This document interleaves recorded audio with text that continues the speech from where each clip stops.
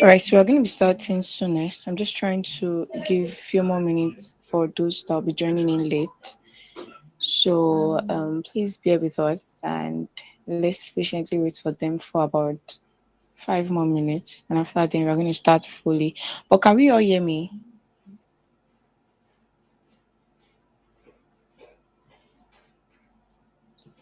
Yes, good evening. I can hear you. All right, thank you very much, Favor. So we're waiting for 5 more minutes just for those that are yet to be here to join us. What is this? Is this not Twitter? Just Twitter. Yeah, that's the link there now. X.com/the. That's the link.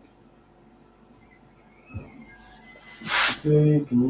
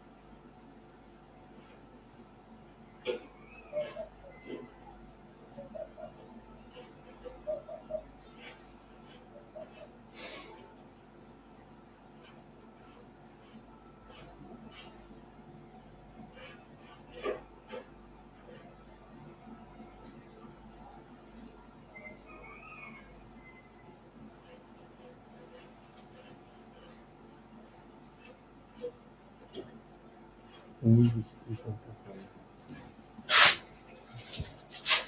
I think that's what I'm just saying. No, I want to go for that. I want to speak on this express something. Info that I want to this. This is this one. I think about the concept. It doesn't matter. It's so many. This is just my background. So, you read that, you see share screen. You read this one. I have to do this.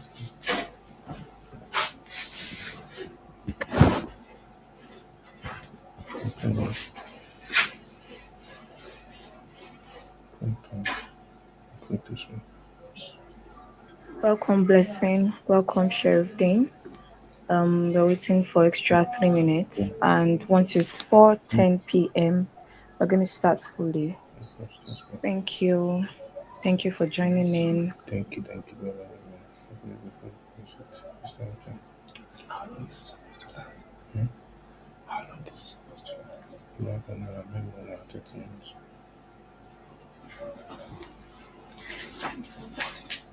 Don't don't let just make sure that as you share this code, you don't even next slide. You go for come back. Don't unmute. Next slide.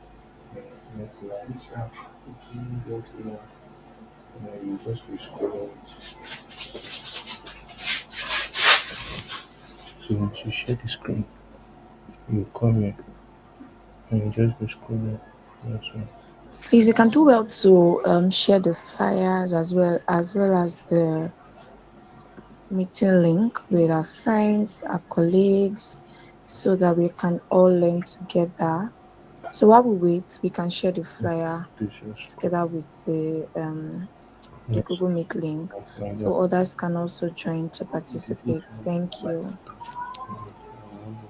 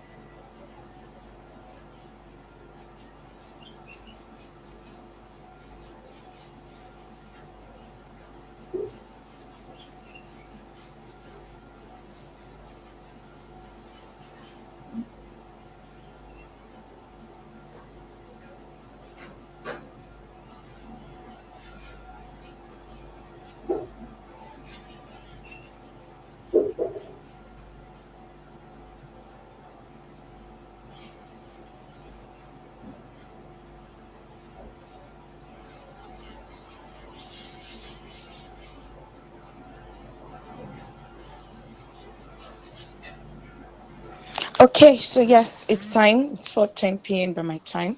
Welcome once again, everyone. We are so glad to have you here. And just as we must have seen from our flyer, just as we must have seen from our flyer, today we're going to be talking about addressing the prevalence of female genital mutilation and its risk in rural communities. And to take us through that journey is Mrs. Folashade Bamigboye. Mrs. Folashade Bamigboye is on the call with us. She's the executive director of Kids and Teens NGO, a non-profit organization, non-governmental organization that is focused on reaching out to teenagers as well as kids and helping them realize their potentials, bringing out the joy in them, bringing out the gifts within them. And you can do well to check them out also on Instagram to see their impacts and progress so far. So welcome, Ma. Welcome, Mrs. Folashade. We are happy to have you. So please, everyone, should be taking the call now. I'll be handing over to her, but please, I need to mention that while she's speaking, we should we should pen down our questions. There'll be time for question and answer. So you can just pen down our questions so that there won't be distractions. Let our videos and our audios remain muted so we can all benefit from the session today. Thank you very much for understanding. Welcome once again, Mrs. Folashade. We are happy to have you, Ma. You can you have the floor now, Ma. Thank you very much. All right. Good afternoon, everyone. Good afternoon. Can you hear me? Good afternoon, Ma. Yes, ma'am. Yes, Ma, Good you can be afternoon, heard. ma'am. All We are hearing. right. All right. Thank you very much, Christina. Thank you for having me. First, I want to appreciate the organizers. I want to appreciate Pioneer Medical Initiative for putting together this call and for the interesting topic. And I want to also appreciate everyone for joining the call. So once again, like Christina said, my name is I'm the Executive Director of Kids and Teens Resource Center, a non-governmental organization that is focused on securing the future for children and young people. So you will understand why the topic FGM is quite interesting to me. So I'm just going to start. I don't know if Christina has been able to send my slide to someone that will help me share because I'm actually on the road. I already agreed to this call, so there was no way I could later say no, but it happened that I have to be on a very busy and tight schedule this weekend. But anyways, I'm happy to be here. So if we have anyone that can still help to share the slide, and you can just go Yeah, ahead. all right. Yes, Deji, are you there?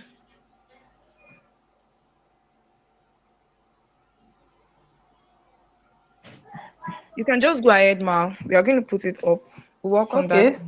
All right. Thank you. So while we're waiting for Deji to share the slide, we are going to be talking about female genital mutilation this afternoon, and we're going to be looking at the prevalence and how to address the issue of female genital mutilation. So I believe most of us, if not all of us here, would already know or have an idea of what FGM is. Am I correct to have that assumption? Okay, so hello. Yes, Okay, Ma. I can hear you, Ma. all right. So for the outline of my presentation, we are going to look at the introduction, then we'll look at the prevalence of FGM, the types of FGM, and the cultural and social factors, the health risks, and how we can collectively address the issue. Yes, FGM is not something that only concerns the female folks. It concerns every one of us. When it comes to addressing FGM, everyone is a stakeholder, either male or female. And as we go into the discussion, you see why I said so. So, can anyone just help us with your own understanding of what FGM is? Just one or two persons want to share their own understanding or experience or what they think FGM is. Do we have anyone on the call that would like to just share with us? So it's not just Folashade talking.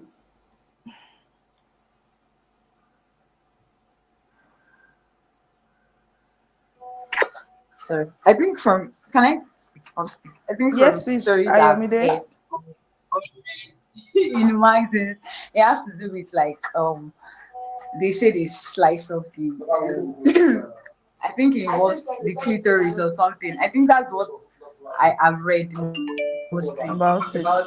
yeah Okay. yeah that female genital organ are responsible for sexual arousal and feelings. I think that's basically what I think they said to stop promiscuity or something. There's just one weird this thing behind it. Okay. That's it. Okay. Thank you so much, Ayomide. Thank you for that. While I'm going on with my presentation, I'll just like every one of us to type in the chat box, just type what is the weirdest thing or the weirdest thing you've heard about female genital mutilation or the strangest thing that you've ever heard about it. Just type it in the chat box because even as we're taking the presentation, we are also going to try to see how we can address some of the myths and misconception around FGM. So just type in the chat box, what is the weirdest thing that you've ever heard about FGM? Thank you. So while that is going on, I'll just go on in introducing what female genital mutilation is. Now, FGM, female genital mutilation, is a harmful practice. And that harmful should be put in real bold letters. It's harmful. It's a harmful practice that involves the partial or total removal of the external female genitalia for non-medical reasons. Now, when the other speaker was talking, she said removal of the clitoris, which is being exact. That's the partial or total removal of the clitoris. Now, this practice is prevalent in many rural communities around the world. So it's not just about Africa or Nigeria. It is practiced in Asia, it is practiced in the Middle East also. It is very, very prevalent. And the third thing I want us to look at is that FGM has no health benefits and it can cause severe physical and psychological harm. The procedure is often performed on young girls and results in lifelong health complications, rather, including chronic pain, infection, and even death. Do you know that in some communities, they carry out the practice when the girl is a baby, but there are some communities that carry it out as a rite of passage. Like when you are just crossing over from maybe a teenager into adulthood, that's when they carry out the practice. They cut off the clitoris. And you can just imagine how painful that can be. But why is it that people are still doing it? They say it is our culture. It is our culture. So our mothers did it, our grandmothers did it, so we also have to do it. And you also see fathers that insist on it being done on their daughters because of what they have heard. That some people believe that if you don't do it, the lady will become promiscuous. Some people say that if you don't do it when the lady is giving birth, and the head of the clitoris touches the baby will die. There are a lot of weird things that people have said about FGM, and you begin to wonder that why, how did we get here? And it's not gainsaying that things like this, it's like something that is passed on from generation to generation. Just like there was a time in our culture when it was forbidden for people to have twins. And if anyone has twins, they have to kill the babies or throw them away in the evil forest, you know, things like that. So it's just one of those traditions or harmful practices that have been passed on from generation to generation.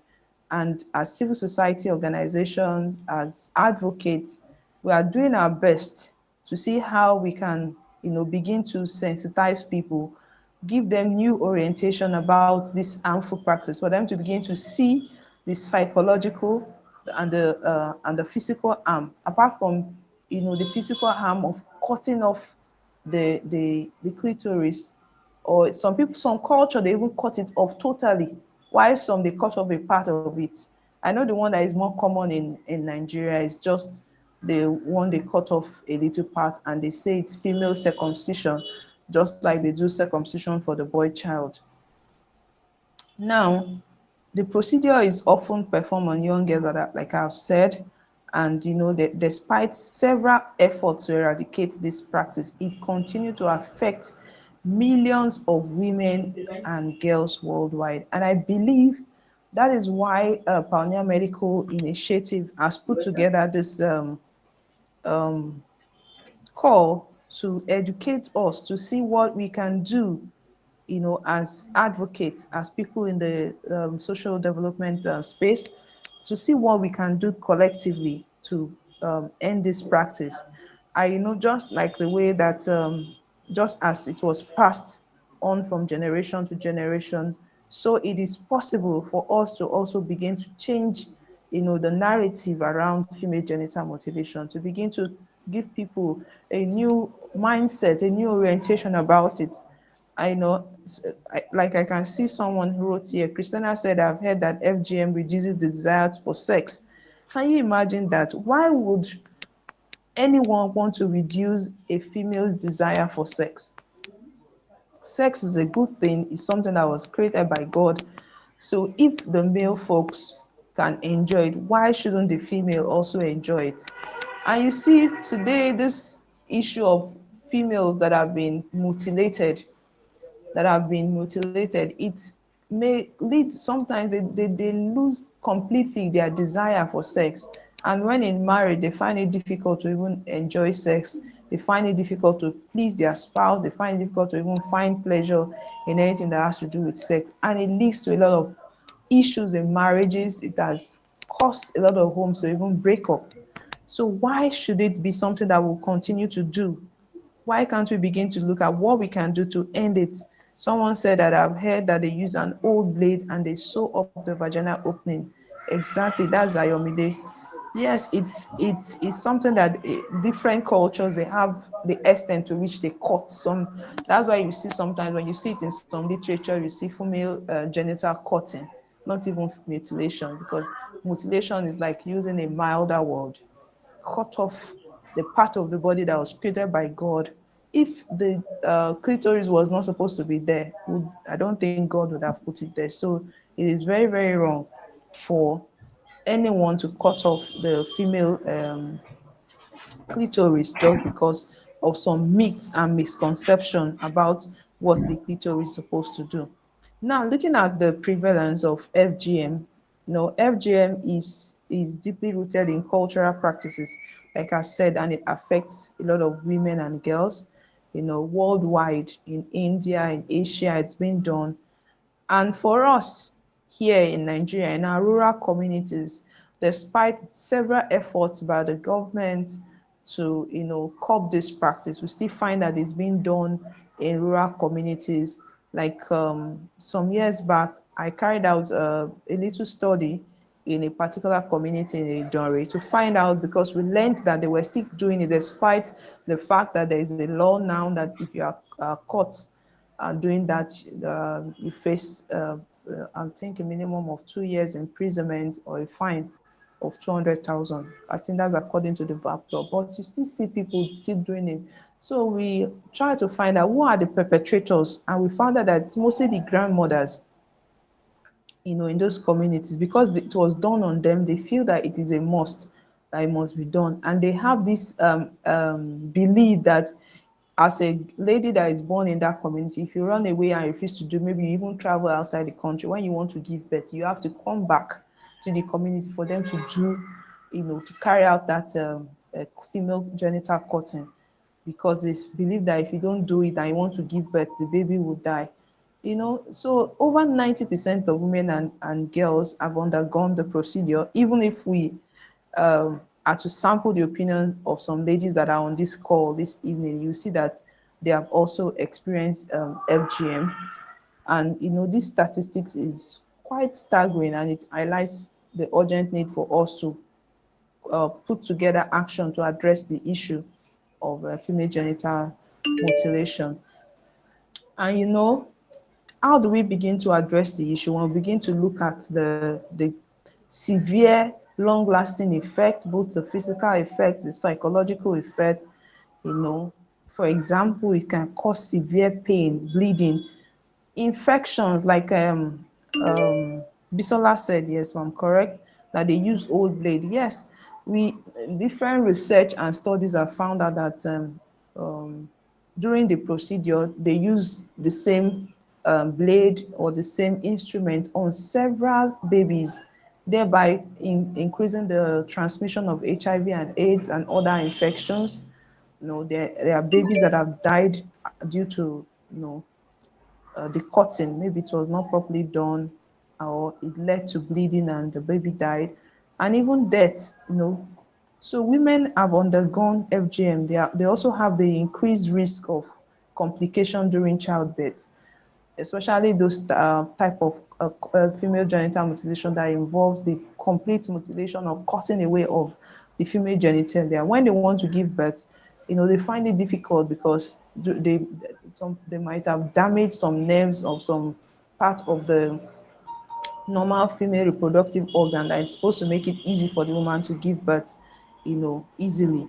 So women that have undergone female genital mutilation, they have the increased risk of complication during childbirth. They may even suffer from psychological trauma. This health risk, they are, they are just the tip of the iceberg, what I've mentioned, when it comes to the devastating impact of female genital mutilation of women on women and girls. Like, for me, as I'm speaking, I know that it was done on me. I also experienced FGM because then I was a baby. The power of choice was taken away. Nobody even asked me if I would like to do it or not. Our parents, because of the culture, once you give birth to a baby, the same way they feel that the same way they circumcise the male, they have to also circumcise the female. I only grew up to know that, okay, I've undergone FGM. And that is how it is for so many women. They only grow up later to face the consequences, to face the psychological effect, to face the reduction in their desire for, sexual pleasure and all that. So you can begin to see that there's nothing, like I said from the beginning, it's a very harmful practice. It doesn't have any benefit.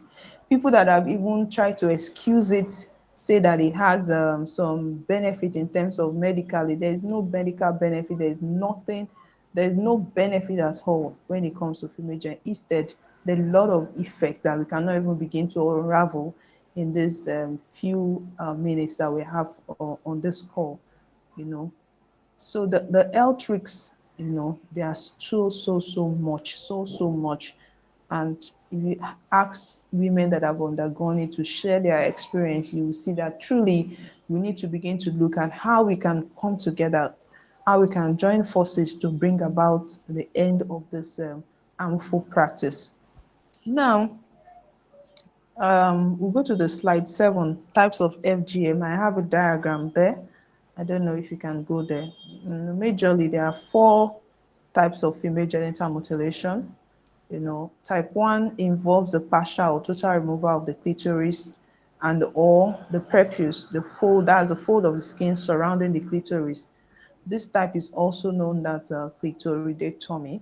Then type 2, also known as excision, involves the partial or total removal of the clitoris and the labial majora. Like the labial majora are the 2 fold, like you see them like 2 lips that try to cover the clitoris. Some in some communities or in some tradition, they believe in removing totally, they remove everything. They just scrape all that part off. Why type 3, also known as infibulation, is the most severe form of FGM. This one involves the removal of the clitoris, the labia majora, and part of the labia majora. They remove the labia minora and the part of the labia majora.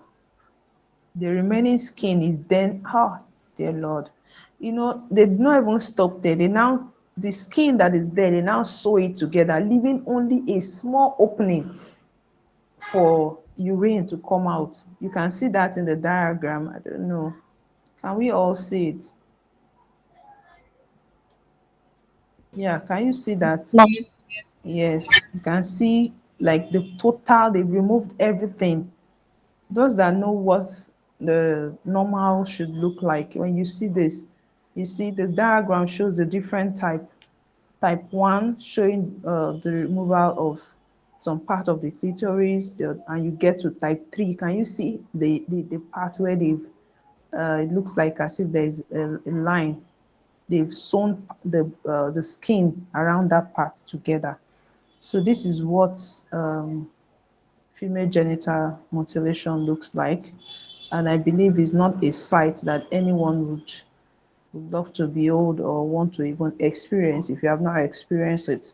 So, um, looking at that, we can now begin to see the health risk. Can you even begin to imagine, at least those of us that are even in the medical field, what it could be like for someone that has undergone type 3 female genital mutilation? Can you begin to imagine the pain, the trauma, even when such a person wants to give birth? What would the person go through? So these are questions that we'll begin to look at, to ask ourselves. And also, as we're asking ourselves these questions, let it touch our hearts and let it spur us to action. Let us begin to see, okay, what can we do? What can I do to bring about a change? You might think that, oh, just me, what can I do? But it takes just one person for the change to start, just like it took for one person to pass on the tradition from one generation to the other. So the health problems, the risk that are involved, which I've already mentioned, such as bleeding, infection, long-term consequences such as chronic pain, infertility, and complication during childbirth. There was someone that was even trying to justify FGM by saying that there's this little girl that the parents did not perform the procedure on, and that because of that, she normally itches her clitoris, that it itches her a lot. You see her ends are always there. So that until the parents now took her to the hospital and they performed the procedure, that's when, but these are all myths and misconceptions. Probably, maybe all the little girl had was just an infection. Maybe the place was not proper, because if the parents are not maintaining proper hygiene for their girl child, it's also possible that they will be experiencing some form of itching. And the people were able to convince the parents that it's because she did not go through the procedure. But these are all they are all wrong. There is no medical evidence, there is no statistics that are supported or shown that there is any benefits for FGM. Rather, it increases the risk of HIV transmission, like I've said. Imagine the same instrument. And in such communities that they do it, they have maybe like a traditional birth attendant or a midwife, or even sometimes even the health workers, the nurses that people take their children to. And until now, before now, there was not so much um, focus on sharing of sharp instruments, syringes, and all that. So they could use one blade for so many children. Imagine if one of the child is HIV positive, they would have transmitted to all others that the same blade was used on. So it increases the risk of HIV transmission and other sexually transmitted infection. And it can also lead to mental health issues such as depression, anxiety, post traumatic stress disorder. And these health risks have devastating impact on the lives of women and girls who have undergone the procedure. Wow, wow, wow. So we've talked so much about the problem, we've talked about the effect. Now, what can we do? What can we do to address the issue? Now, one of the things I put down there is that one of the most effective way to address the issue of FGM is through education. So you can begin to appreciate what we are doing today. Like when I said um, everyone should post on the chat box what's the weirdest thing they have ever heard about FGM. You could see different comments coming in. So first thing we need to do is to begin to educate people, because this is something that we have been told from, for years, that every girl child must be circumcised, but it is a myth, it's a misconception. God has created the girl child complete. There is nothing that needs to be removed. If we keep excusing it on the fact that, okay, it will make, if any girl child that is not mutilated will be promiscuous, or will we want to reduce our desire or our tendency to get involved in sex. Now let's begin to, why should the male child or the male folks have the full benefit of enjoying sex, which is something that God has created for couples in marriage? So why should it be that the male folks should be able to enjoy it fully while the female shouldn't enjoy it? At the end of the day, it leads to issues in their marriages. They cannot satisfy themselves as couples. So you see, the problem is not even, it doesn't even end with the mutilation. It keeps going on, and different effects, different consequences that come from it. So we have to begin to educate people, because if you go to a rural community now to tell them that, okay, stop FGM, you need to first of all educate them. They need to understand the effect. They need to see um, the health risks. They need to see the bad part of it, because if they don't understand, they will still have that same knowledge that they were given from generation to generation, that it has health benefit, that it will make the girl child less promiscuous, it will help when a woman is giving birth. That is what they were educated with. So, but we need to start giving them the right information with evidences. So that's the first way to address the issue. When people are educated, when people are enlightened, it is easier for them to take informed decisions about their health, about their children. Then the second thing, by educating communities about the harmful effects of FGM, we can also help to change their attitudes and behavior towards the practice. If you, as a man, imagine a man that has been educated about what FGM is, the fact that there's no benefit in it, no, it's a very harmful procedure. Definitely, when he gives birth to a girl child, he will not want, even if it's his mother that wants to carry out that procedure on his daughter, he will put his foot down and say no, because he's educated. But whereby the man is not educated, man say, well, no, if mommy says that is it, then it is. So you see the important role of education. And as females, when we are educated, we can also stand against the practice for our own children. Imagine everybody in this call now putting their foot down to say no to FGM for their children, and they pass on the same attitude to their own children and children. You see, gradually from generation to generation, we begin to change it.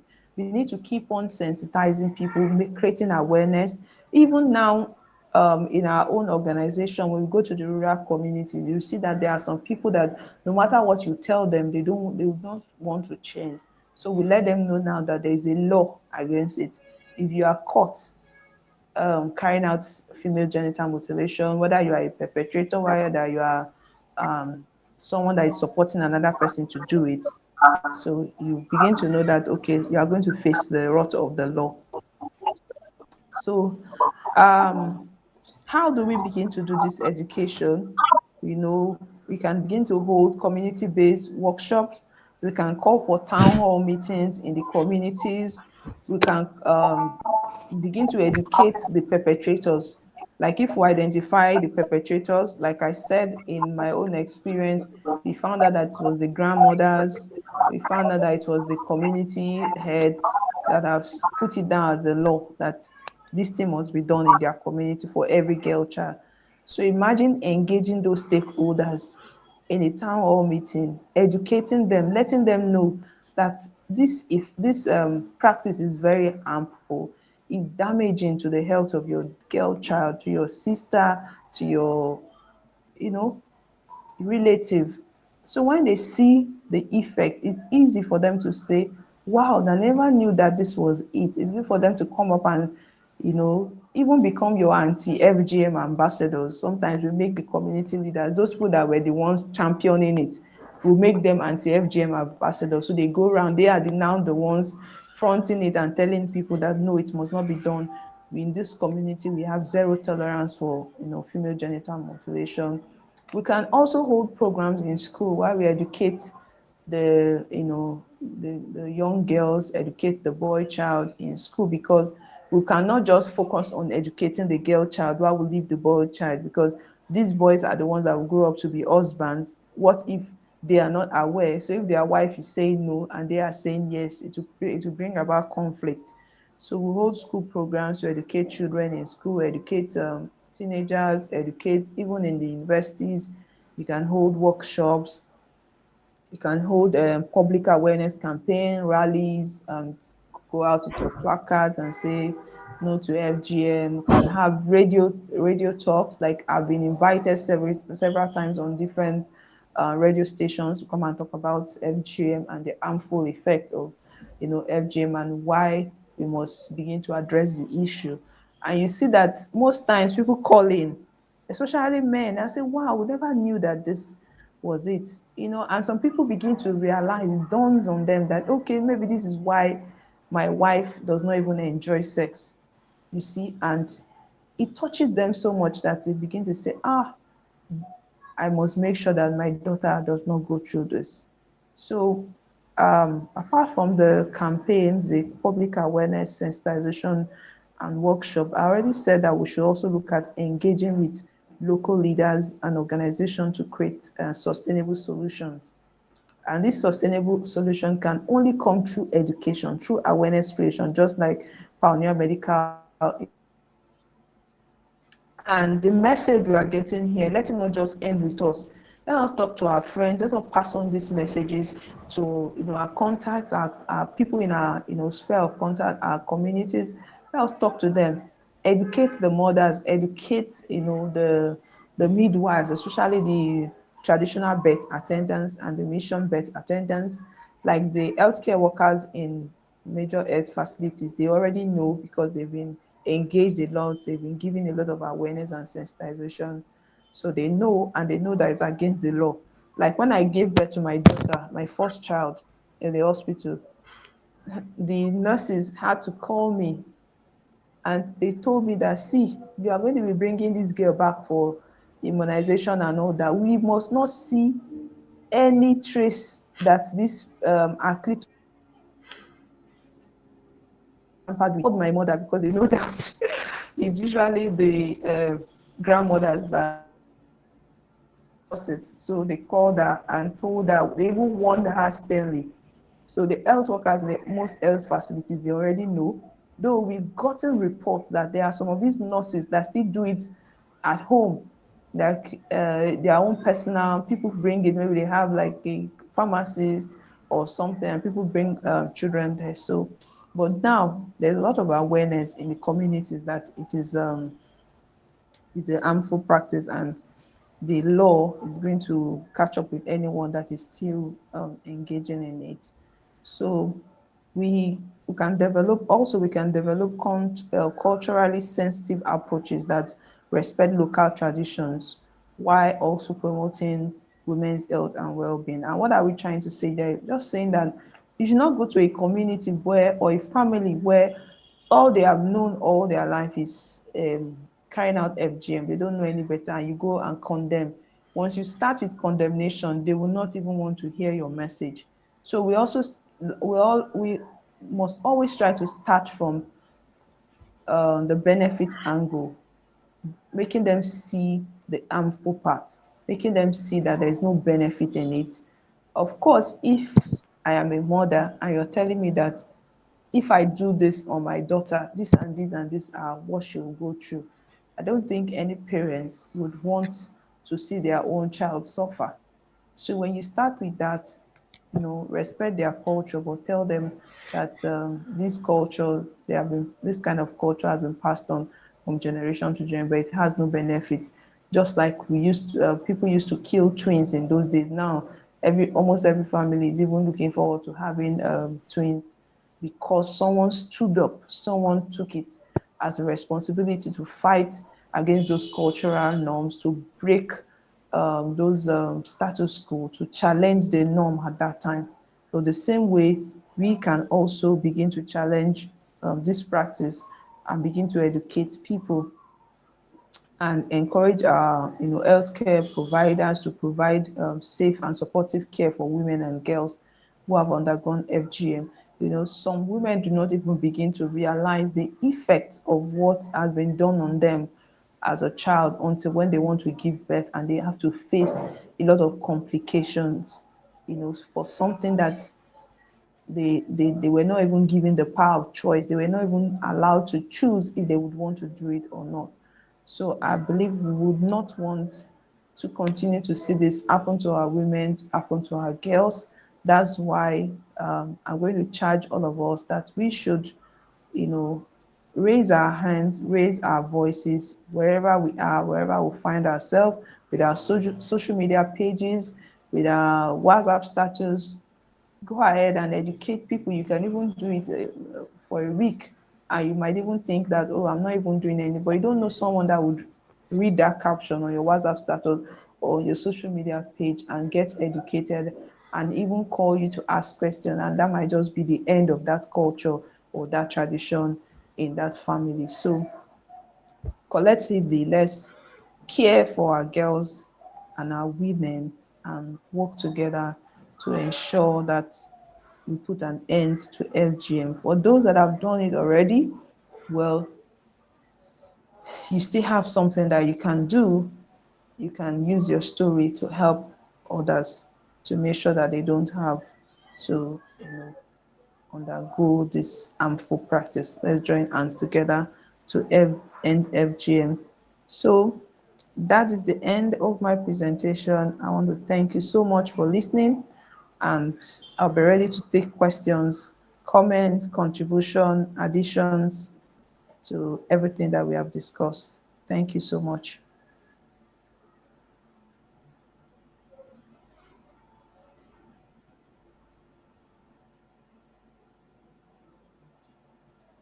Thank you very much, Ma. That was such an insightful session. I just had one of our curators who happens to be a male and is on this call right now, and he just shared with me that this is his first time getting to know about female genital mutilation, and also that's to say that this was like is already an impactful session. But then we'll be going further into the question and answer segment, just so that we can have further clarification on some confusing questions you might have. All right. So once again, thank you very much, Mark. Can we all send in our applause?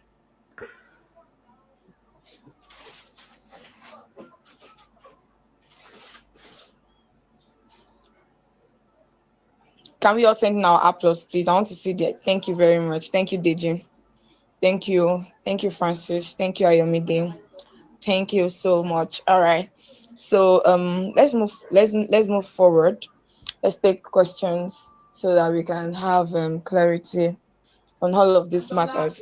All right. If we have anyone who has question, you can just raise your hand, please.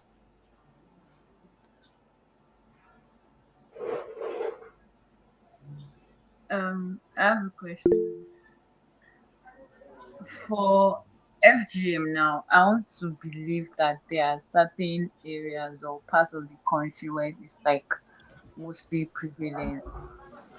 Like I said, I want to believe like So, is it common to Westerners or Easterners or Northerners? Because that's just what I want to know.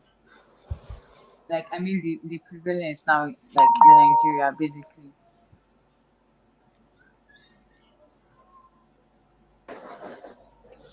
Okay, ma. Okay, I really thank you very much for that question. Mrs. Falashade, are you still with us, ma'am?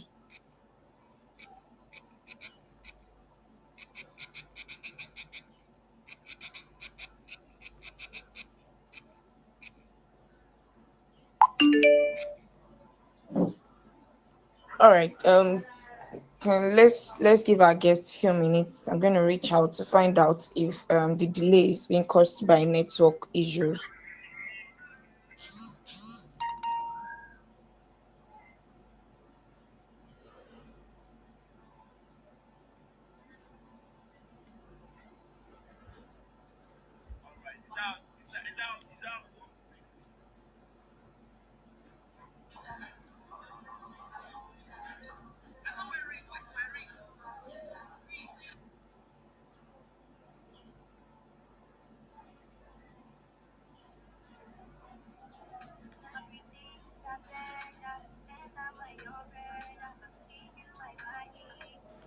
Hello? Hello? Can you hear me? Hello, ma'am. I can hear you now. Your Okay, mic was okay. muted. Oh, sorry. Thank you very much. Yes. Is there a question you want me to attend to? Yes, Ayomide, can you please repeat your question? Oh, okay. I just wanted to know, like, the areas which this kind of practice is mostly prevalent, like here in Nigeria. Okay, thank you very much, Ayomide. Well, in Nigeria, there's no particular tribe that I would say it's mostly prevalent. It's just a type that differs. All tribes in Nigeria are known. It's very, very prevalent in Nigeria. The Igbos do it. Even the Yorubas, there's no particular tribe that would say they do it more here than this particular one. I just know that in some tribes, like the Igbo tribe, there are some places where they don't actually cut off the clitoris. What they do is that once they give birth to the baby, they use Vaseline to keep massaging, pressing it down. They say when they give birth to the baby that the clitoris is usually long and looking ugly. So that is through the massaging, they keep on massaging. It's usually very painful, until they press it. And I believe that while pressing it like that, they are also killing or affecting some nerves that are supposed to carry some sensation. So you know, it's practiced everywhere. The Igbos do it, the Yorubas do it, the Hausa do it. Well, so we can't really say that it's particular to a or more prevalent in a particular community or one other community. But research, since there's been a lot of attention, research has found out that states like Ekiti and Ondo have been seen to have one of the highest rates of female genital mutilation in Nigeria. That's why you see funders, donor partners focusing a lot of resources in those states. Yes, even in Cross Rivers, there's been places where it has been identified that they have very high prevalence of female genital mutilation. I don't know if that All answers right. your questions. Yes, Yeah, it does. Thank you very much. you're welcome. Okay, thank you very much, ma. Do we have any other question?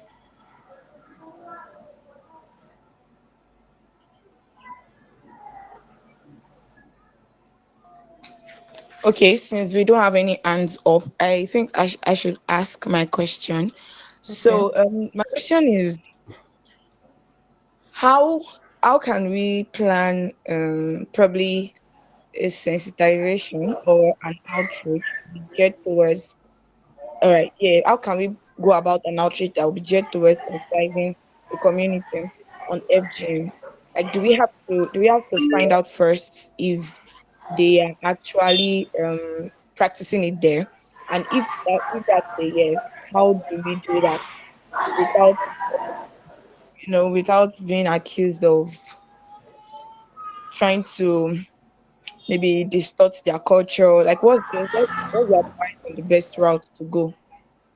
Okay, so yes, first it's always good to find out if um, the culture is being still being practiced in whichever community that you want to go to. I remember when we carried out that research or study that I said we did in Idonre. It was because our research, showed that there was a high prevalence of the practice in Idonre community, which was why we had to go there. So when you want to do something like that, because of the culture and the blockage that you might face, it's usually good to start with engagement of the community stakeholders, the key stakeholders. Maybe you have a roundtable meeting with the women in the communities, or you do an advocacy directly to the community head. You get to let him know, or her if he's a regent, the effect. Like I said, you always come from that angle that okay, this thing is our culture, it has been practiced for a long time, but research, you show them evidence from different countries and make them know that it's not just Nigeria that has a problem. It's been done in other countries, Asia, name it, Egypt. That okay, but we have come to realize that this practice does not have any benefit, and you're going to show them proof based on different study and research. When you go like that, if you can get the community head, once you get the community head to believe or buy into the idea that this practice is wrong, of course, you should be ready to face some form of opposition in terms of they will ask you questions. They'll say, okay, my mother did it, my this did it, nothing happened to them. But by the time you begin to let them, show them the statistics, show them that okay, women that have done it, how it has affected their sexual and reproductive health, their desire for sex even in marriage, and all that. All these are statistics that you can get online if you do your study. When you can get the head of the community, of course, if he buys in, he'll be able to call for a town hall meeting, even call all the communities, okay, let us come and hear what these people have to say. Or you look at engaging, the men in the community. Some communities that we have done such sensitization and awareness, there are communities where we have had previous programs. They already know us. So it's not like we are coming in newly to the community. And sometimes what we do, we also try to mainstream it into other programs. Maybe you are going to the community to carry out an HIV and AIDS awareness, or you're going to carry out a medical outreach. And during that medical outreach, one of the things that you will talk about, is not that you're just coming with FGM alone. It will be one of the topics in your sessions, or what you want to sensitize them about. I believe with that, you'll be able to catch their attention and pass on your message. So having infographics, having IC materials also that speak to the effects, and all that will also help. All right, ma. Thank you very much, ma. All right, I have You're another welcome. question, which is going to be my final question. Okay. Um, and that is, do we have any like agency or body or any organization at the moment that is like a community for people that have undergone FGM? Okay, well, in Ondo State, I'm not aware. I know there are a lot of civil society organizations that are working on prevention, in terms of education, awareness creation, sensitization of people, but I'm not aware of any body that is focused specifically on helping survivors of FGM. There's a lot of focus more on prevention more than on providing support for people that have experienced it. So that's, but I know that the agency, the Ondo State Agency Against Gender-Based Violence is working with the VAP law, which has a provision for perpetrators to be prosecuted. If there's anyone that is caught, that VAP law can be used to prosecute the person, but there's no specific body or agency that helps survivors that I know of. All right, thank you very much, Ma. All right, so it's safe to say that if we have anyone on this call that might be seeing that as a problem or something that they might like to go into, you can start planning towards that. So once again, thank you very much, Ma. Do we have any other question? Do we have any other question? All right, in the absence of more questions, I'm going to be inviting our lead curator in person of Pomile Ogunjemite, the lead curator of Pioneer Medical Initiative, as she shares a closing remark. Welcome, Pomile.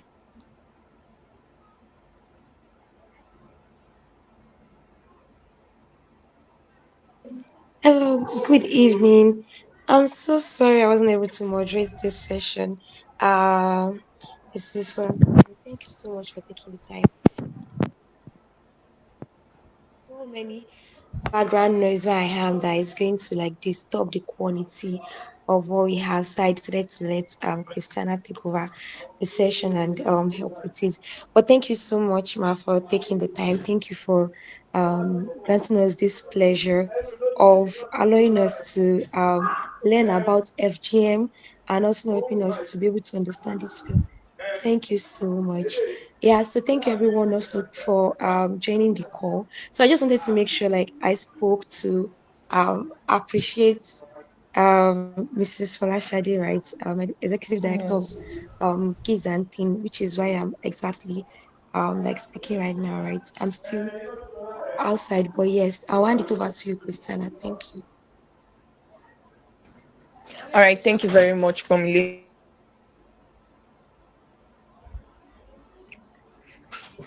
Thank you very much, Pomile. Thank you, everyone, for joining. So, once again, I'd like us to send in our claps. All right. Let's we can check out the chat box. I think our guest just dropped some things for us. So before we close the call, let's check out what she dropped for us.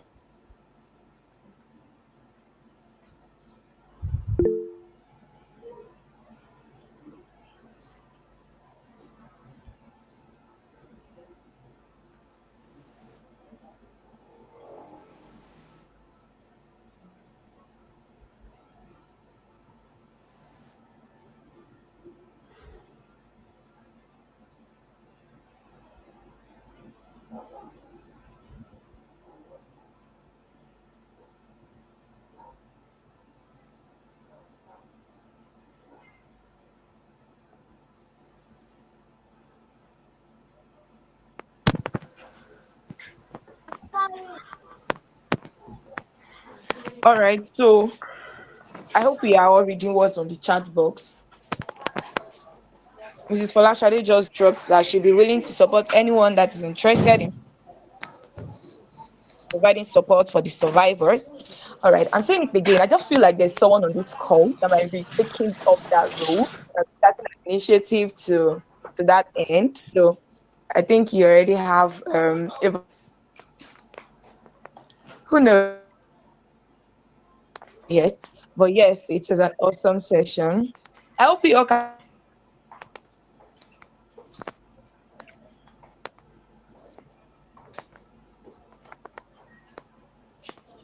we hear me please? Yes, we can. All right, thank you very much, Ma. So Thank you. thank you everyone. Thank you, Blessing, Ayomide, Joseph. Thank you, Olagoke, Abioye, Benga, Aminat, Francis, and everyone for being on the call. Thanks for sharing to further increase the number of people that were able to learn from this call today. And even as we have learned, we can go further to, share with others and improve the yes, we're going to be bringing the call to an end now. Let's send in our claps again to appreciate Mrs. Folashade for being available for us this evening. So yes, this is where we draw the curtain. I don't know. I don't feel like we should end the call, but we just have to, and that's what I've been going on saying. Thank you, thank you, thank you. I'm coming back to this, but yes, we just have to end the call.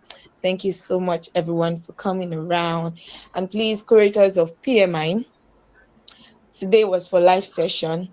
Let us anticipate the digest that'll be coming up very soon in the month of April.